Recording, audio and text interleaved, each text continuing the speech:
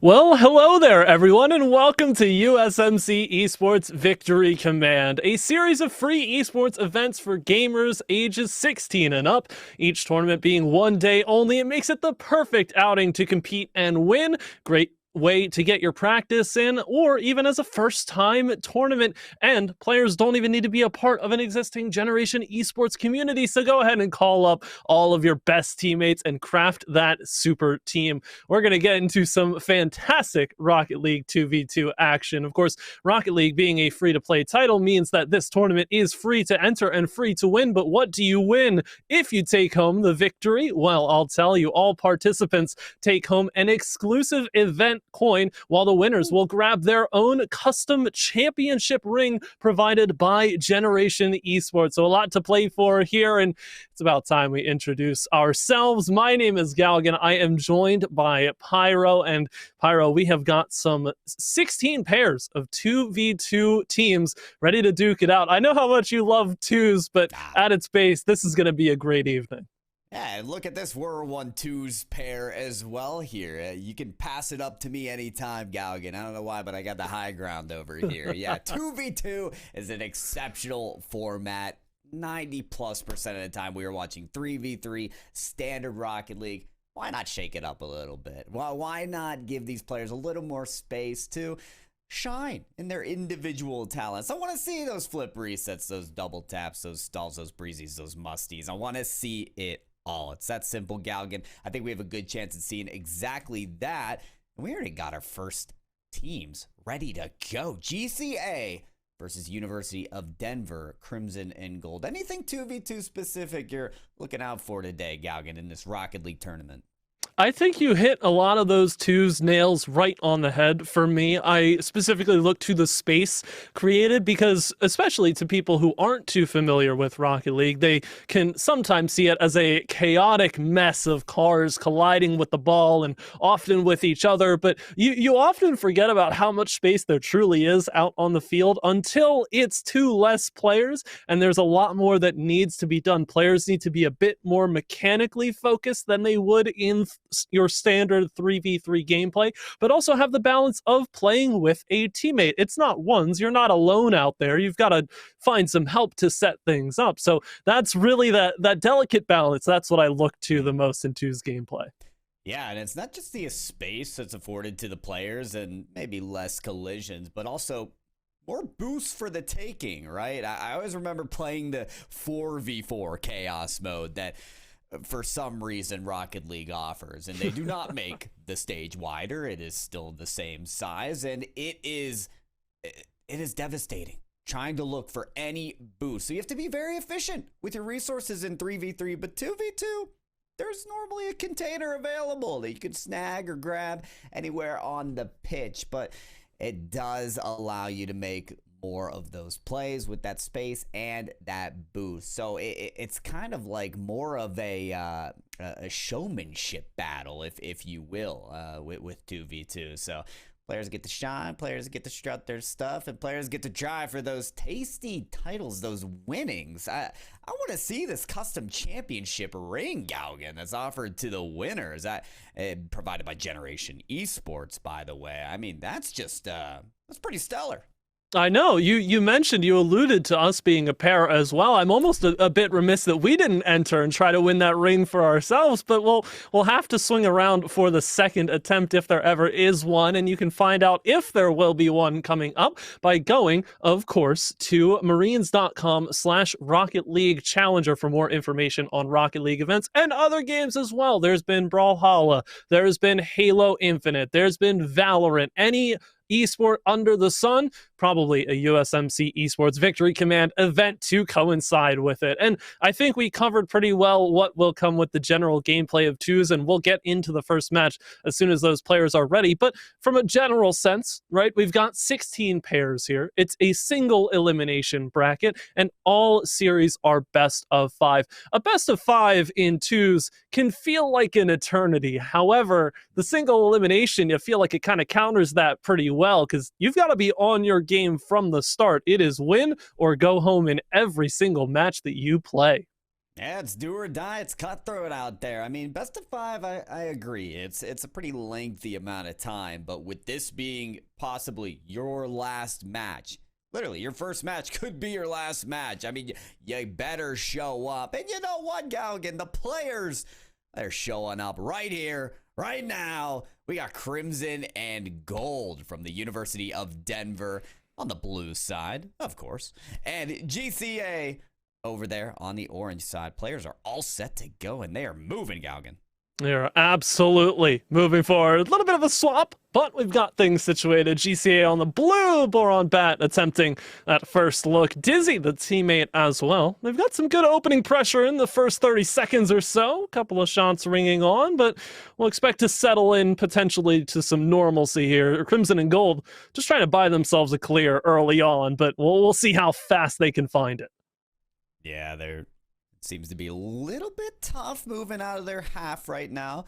And I will say they are using all of that boost immediately, Galgan. You'll see you have all that fuel on the bottom right-hand side. And when you use it all for one touch, you got nothing left to break out of your half. So Crimson and Gold, I know I said the boost was going to be everywhere, but try to at least sport a little bit of efficiency here as they move their way down the half-court line. They're starting to get some clearance. They're starting to get some distance, and maybe can start to mount some pressure against GCA. Oh, they've got some looks here. Fairly open ball, but Kate can't get around to it in time. Has played the outside line as well, so going to have to do a bit more on the recovery side of things as GCA look to mount the counter, but both pairs relegated to the corners for the most part. Still looking to center this ball up, get it to a prime scoring position as a nice demo back. That is a 2 on near 0. Dizzy spawns in the correct corner, but will the work be done to get the clear? That is beautiful presence off the back wall. Doesn't get the shot on target on the counter, but you can't fault GCA for pushing because there's Boron Bat to knock it down and get the first. Now, where were they hiding shots like that, Galgan? Come on, look at the power behind this from Boron Bat. That was absolutely ripped. And you gotta love to see that from GCA. That was like an atomic boom, sending sound waves all across the many stadiums of the Rocket League world. Are they gonna have another? No, Boron Bat says, hold on, that one, that took all my energy. He's gotta store up some more for the second. They gotta have some time to recharge here. Oh, that one, top corner, almost Kate on the follow-up. Rebellious had a nice push to start that one off, taking a quick shot, which is gonna be a theme, I feel like, as the night goes on. Teams, or pairs rather, making sure that they get the ball on target as early as possible. Kate catches the defense a bit too far glued to the goal line there. Quick shot to the post, goes bar down, nice little reception, and we're all square at 1. Break me off a piece of that Kit bar. That ball right off of the crossbar. And the second touch looked all too smooth and delicious. Great equalizer here to tie things up at the halfway mark. And you know what we're learning about these teams? I don't know how it was seeded, Galgan, but I feel like we could have very easily gotten a Tyrant versus a, I don't know, like a Jack and the Beanstalk type situation in the first round of a 16-team tournament. GCA and Crimson and Gold, they're looking pretty even. Yeah, I can see it. This could potentially be our 8 and 9. You know, most of the bracket, somewhat of a mystery to this point. I'm sure all will be revealed. We will become clairvoyant along with the rest of everybody at home as we continue to watch these matches. But I agree with you. Both opportunities looking equally threatening from either side. The defense is stepping up too. It's not just free reign, but Dizzy wants some free real estate here in the bottom of the zone. Finds it off of the challenge as Kate plays that one out of the corner. Unfortunate bounce there, but Dizzy's all over it. You can tell these goals are being decided by the thinnest of margins. Kate right under that ball. Very, very close to the save, but just couldn't make it happen. Rebellious Gaming, I'm looking at you. Everybody's getting a chance to score here in the first game. Oh, Rebellious Gaming couldn't get the connection there. How sweet it would have been. How timely. But GCA, they've got a different agenda. Boron Bat is back at it. Yeah, Rebellious's piece of the pie has gone cold, and we finally see our first little counterattack, quick capitalization on an open net. I feel like we can say get used to looks like that, because no matter how strong you are in twos, there will come a time where you commit just a bit too much farther forward, and KitKate's gonna get away with this absolute robbery. Unfortunate handling there defensively, but Kate is there and waiting at the bottom corner. Second goal, and we're still close. Just pickpocketed on the goal line. It's like Dizzy forgot something on his way out of the goal line. So GCA taking advantage of that, or excuse me, Crimson and Gold are taking care of that business. They are keeping this game close, just as you said, Gaugen. But a minute 20 on the clock, setting the tone so important in this best of 5. That's to not get behind in the series. That's to start off your day, this tournament, in the right fashion. Dizzy trying to make their moment happen there high, up towards the ceiling, but it's already countered. Rebellious Gaming, we clear. Dizzy's there, bounce shot goes wide, and Crimson and Gold stay alive for now. GCA trying to get Crimson and Gold to bite for anything here, and they certainly are going. That's an open ball in the middle of the field. The shot is powerful enough, and Dizzy gives more distance here. GCA get a late goal to extend the lead to 2. And Boron Bat kind of bullying some of the other players of Crimson and Gold near the sideline. All right, I mean, you might be scratching your head. Where are the defenders there? Well, they're getting poked and prodded and bumped out of the stage. So, you know, you could play different roles here in the 2v2 circuit. You could be the ball handler, or you can become the enforcer. You can be the one that's just annoying. But annoying is a very good compliment in this sense. Is this a roll one between Rebellious and Dizzy? Oh my, this may be just what the doctor ordered for Crimson and Gold. KitKate, now's the time to make GCA pay. Gotta make work of it, but Boron Bat, that is a flick to end all game ones if I've ever seen it. Fantastic play, not under a whole lot of pressure here. Had a fairly open midfield, takes the early shot. KitKat bite right into it, and GCA get up by 3. Oh man, okay, hey, tip of the cap to the players, respecting the unwritten rule number 1 of Rocket League.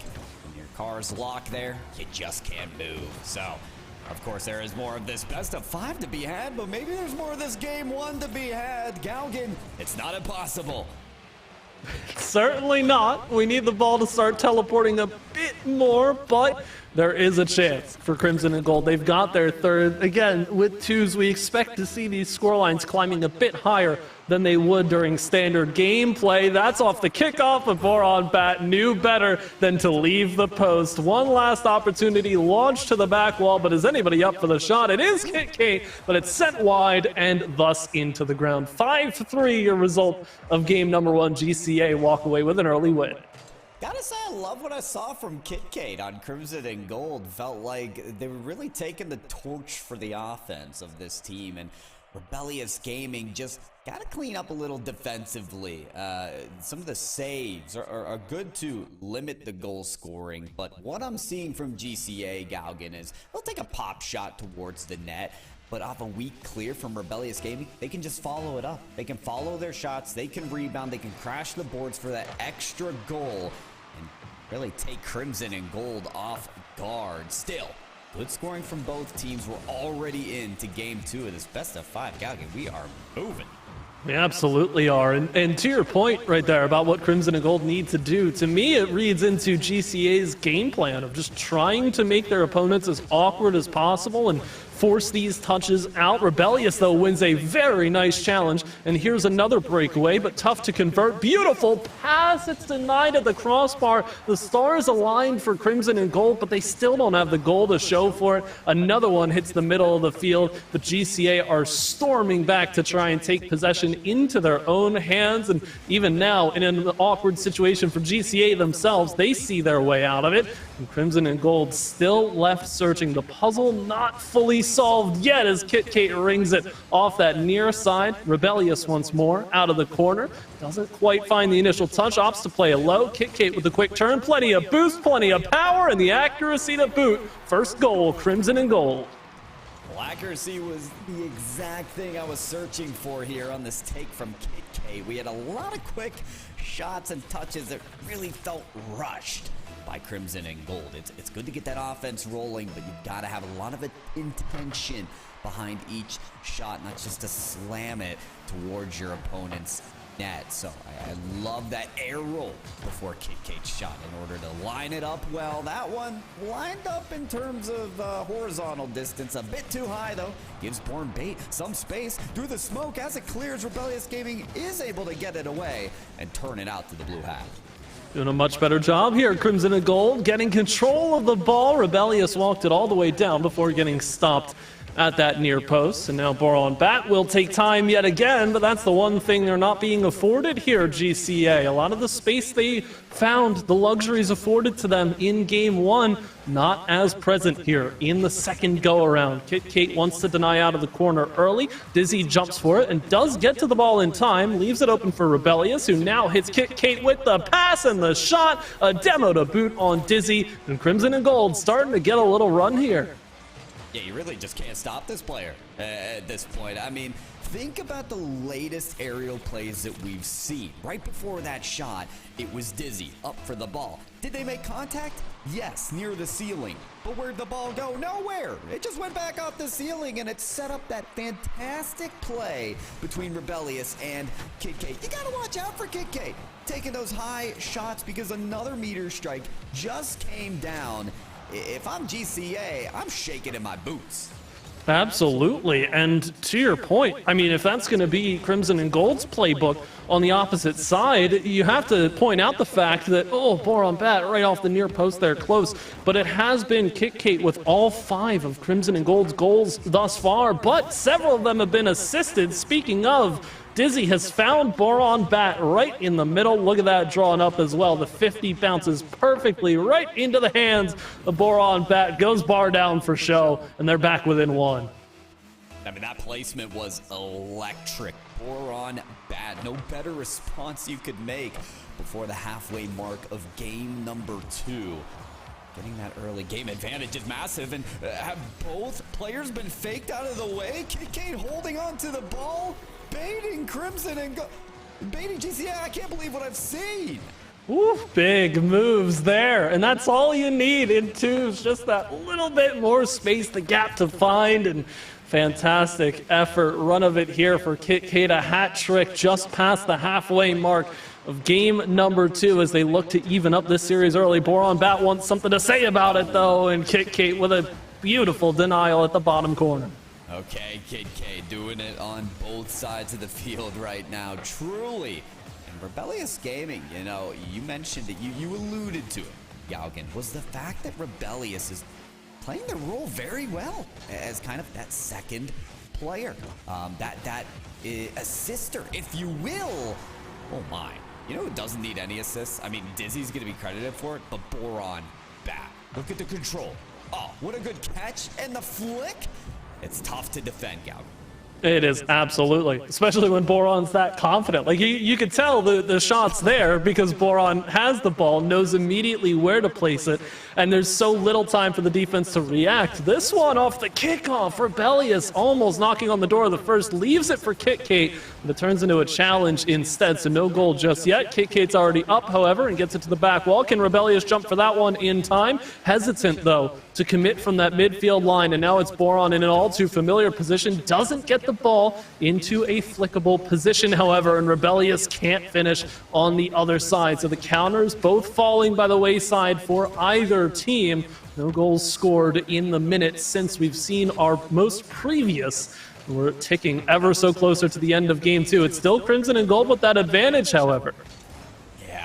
I'm looking at the clock too, Calkin, because Crimson and Gold, I think they know what's at stake here. We'll mention it again in case anyone forgot. This is a single elimination tournament. Yes, best of 5 is long, but reverse sweeps are tough to come by. So listen, you concede that goal, Crimson and Gold. Now we're looking at overtime. You concede another goal. You're looking at having to perform that reverse sweep in this best of 5. That is very challenging to do in this 2v2 format that has been so close. Oh, Dizzy wanted that lead right then and there. Oh no, Kit Kate bumping right into their teammate. I think Kit Kate might have made a mistake there, but they've gotta tie up the loose ends right here, Galgan, in the final minute.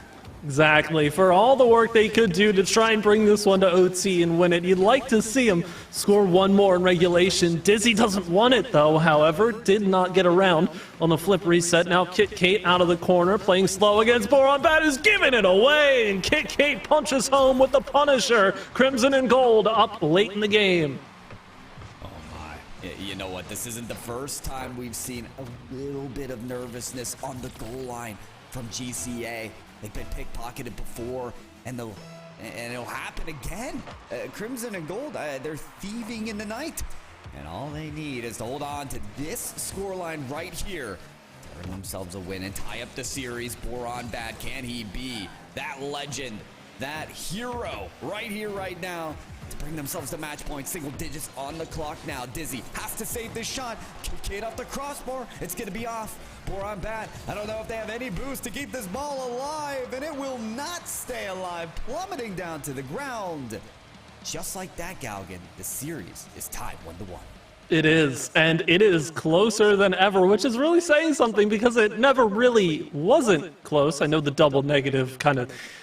We'll move past that. This series is close. That's what you need to know. I mean, 5-3 for GCA, 4-3 for Crimson and Gold. Close results on both sides. I think we are getting a good picture of the dynamics for both of these pairs. It is Boron Bat taking a bit of the lead for GCA, and likewise Kit Kate taking a bit of the lead for Crimson and Gold. Not to downplay the performance of Dizzy and Rebellious, again, because they're pulling their own weight in their own regard. It is a team game, a pair game.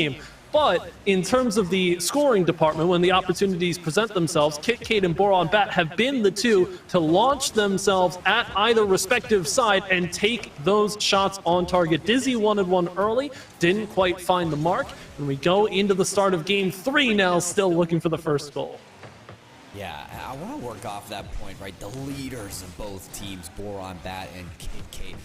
Boron Bat and Dizzy, despite losing that game, seem like they're working more as a machine, whereas Kit Kate desires and requires themselves to be that front runner. I mean, you got to remember the play where Rebellious had a big look down the stretch on a counterattack, and then Kit Kate ran right into the behind and tried to score themselves. So I don't want Crimson and Gold to be blinded by that pure aggression from Kit Kate. I do want to see them work as a unit. Boron Bat, well, that is definitely one thing they've been relying on, are those flick plays. That one, though, gets saved away.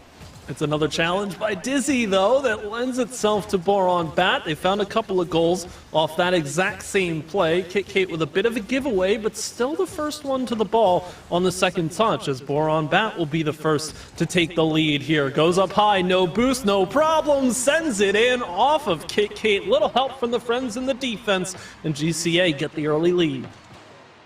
Listen, if Boron Bat is coming down towards the goal line like that with that kind of speed, yeah, it's going to be a little bit scary. So defenders doing the best they can to kick that ball away. But GCA got a lead to work with. This is exactly the response they wanted after losing that game number 2. Losing the lead in the series as well. We know how quickly the momentum can shift in a Rocket League game.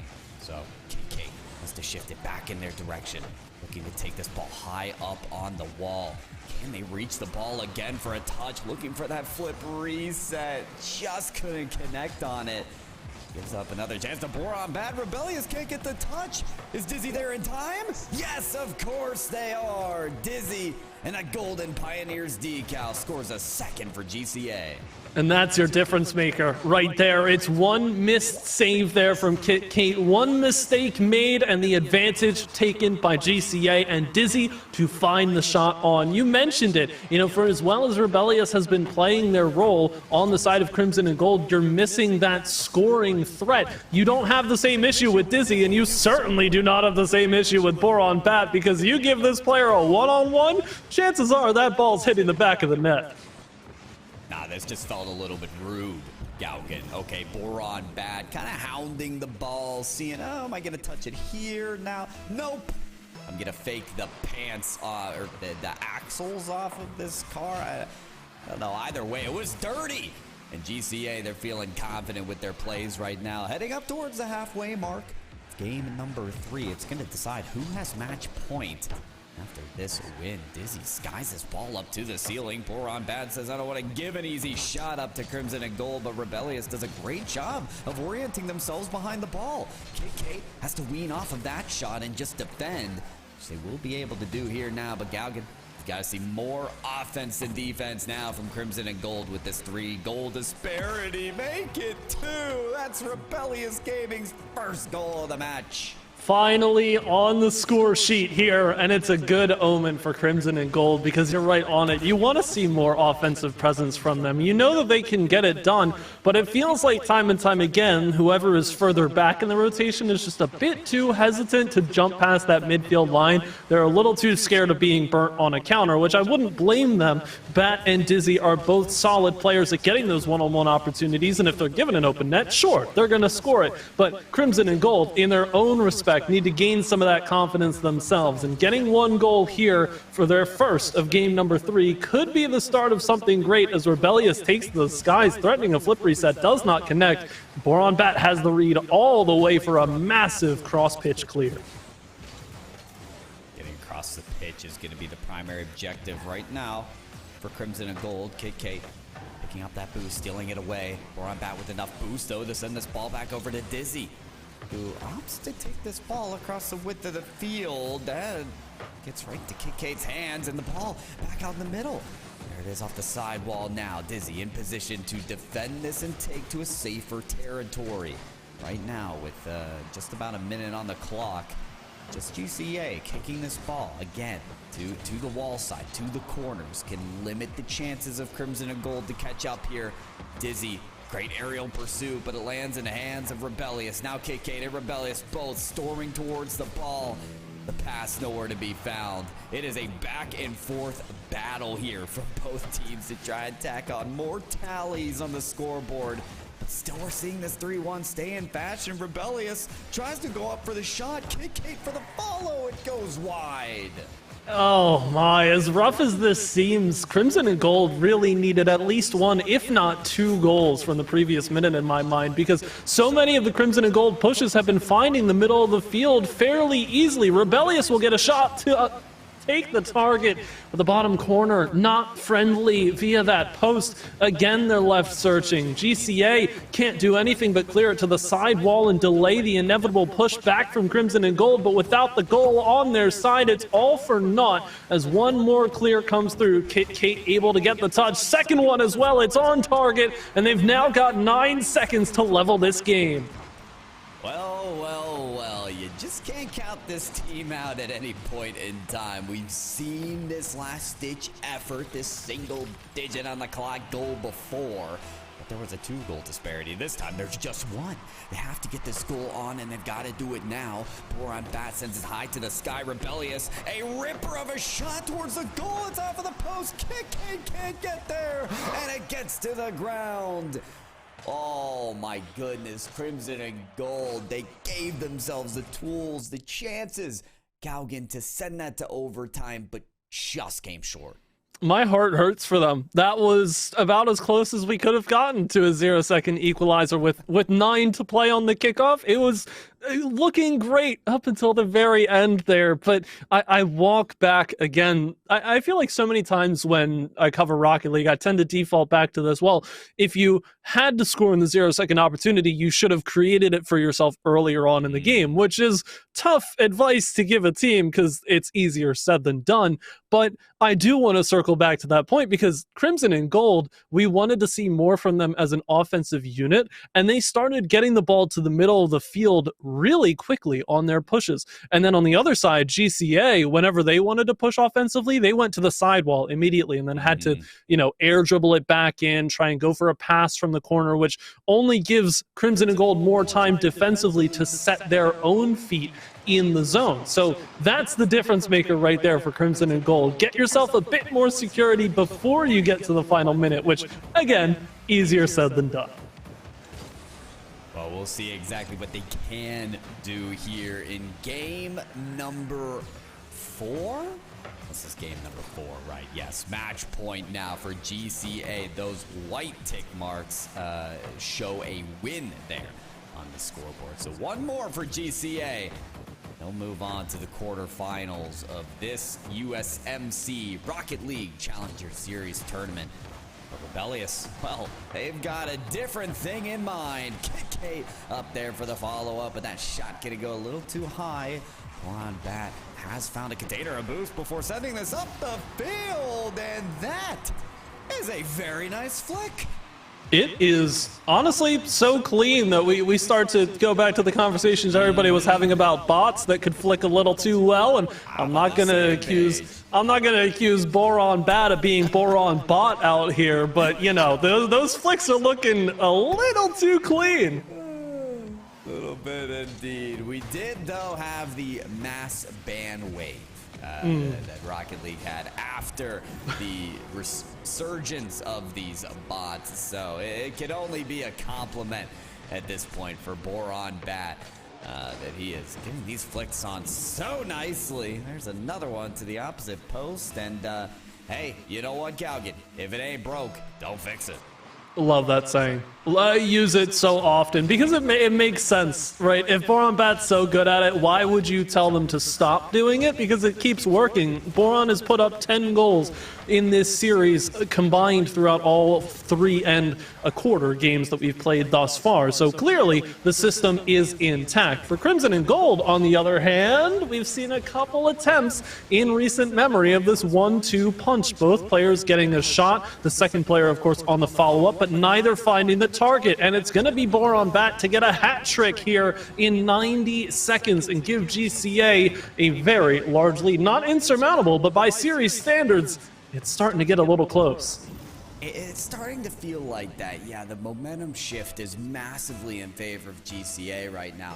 In fairness, Crimson and Gold did have to score from this deficit, or similar deficit, to get to that 1-point scoreline towards the end of the game. So, you know, are they going to be able to rally the troops and sort of get back into action here?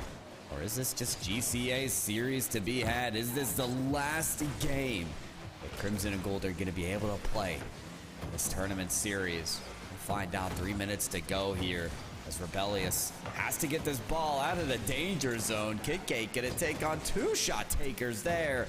Rebellious decides to dump out to KitKate, but pass won't connect. Dizzy there to intercept. Pass around the corner. KitKate off their own post. Boron Bat, another chance. Don't give him that space. Dizzy too high, and KitKate will be able to escape. Oh, it's got to be Rebellious to get the push, however, and we definitely need to see more from Rebellious, specifically for Crimson and Gold to step forward, because now we're creeping closer to the halfway mark. Rebellious will be the one to initiate the push, but doesn't get around the ball well enough.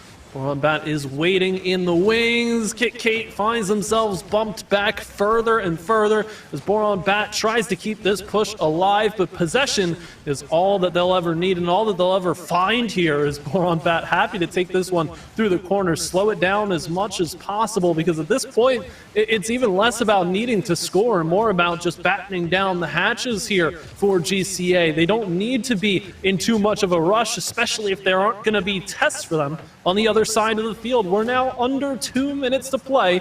Rebellious tries to jumpstart things with a demolition. KitKate collecting this ball towards the corner, overshoots a bit, has to correct for the difference. Dizzy comes in for a flying challenge. GCA not making any of this comeback easy.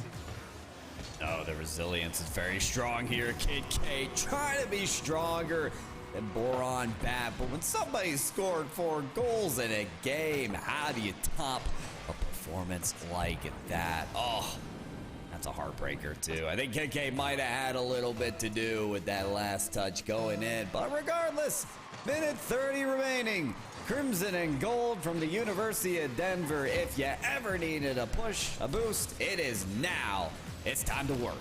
And Rebellious will try to get things going off of KitKate's demo as well. Big clear, but Dizzy is in the right spot at the right time. Under 80 seconds to play. KitKate's got to receive this one. Opts to play it slow, and that's not going to cut it. The challenge is ready and waiting. Dizzy again meeting that challenge call in response. Nice forward pass there from KitKate. Rebellious wants a second touch as well, but Dizzy denies it. Would have been a highlight reel play to get there first, but they're still left searching, albeit hopelessly now, if it may be. As you can see, GCA full possession mode. Boron Bat wants this ball all to themselves. Oh yeah, well, Boron Bat has been in the driver's seat all game long. That's the only reason Dizzy didn't score that ball right there, was because no one's allowed to score today. Not in this game, not anyone, but Boron Bat. Oh, that one right off the left post. Gonna hope to get another try here, but so is Crimson and Gold as they work their way back up to the blue end. Dizzy with other ideas. Rebellious Gaming with the air dribble denied by Boron Bat yet again. Pop shot from KitKate goes a little too high. Rebellious found in their opponent's net. Not sure how that positioning is going to work out, but KitKate again to the ceiling. None of these touches and acting in a shot that Crimson and Gold need. One last try, hits to the skies, and KitKate finds themselves under the ball, down to the ground. That's the game, that's the match, and GCA will move on to the quarterfinals of the USMC Rocket League Challenger Series. A fair-fought match, though, Galgan, from the Crimson and Gold. I was going to say, what a note to end that one on. If you only saw game 4 of that series, you wouldn't quite get the full picture of everything that we saw, because it felt like Crimson and Gold were slowly but surely getting into their form, and we may see it, but all it takes is just that one game. Single elimination bracket, you've got to show up to every single individual game, and if you let it slip for even a moment, teams like GCA are going to take full advantage. Well done to them on advancing, but yeah, such an interesting way to end that series. I'm curious if we see more of GCA later on. Well, we'll have to see. For now, folks, I believe we have our next match queued up. We know who's playing. It's going to be Flathley versus Rock Hill High School. So these 2v2 teams are already moving forward in this bracket on this day of USMC Rocket League Challenger Series affairs. Folks, we'll be right back with that match after a short break.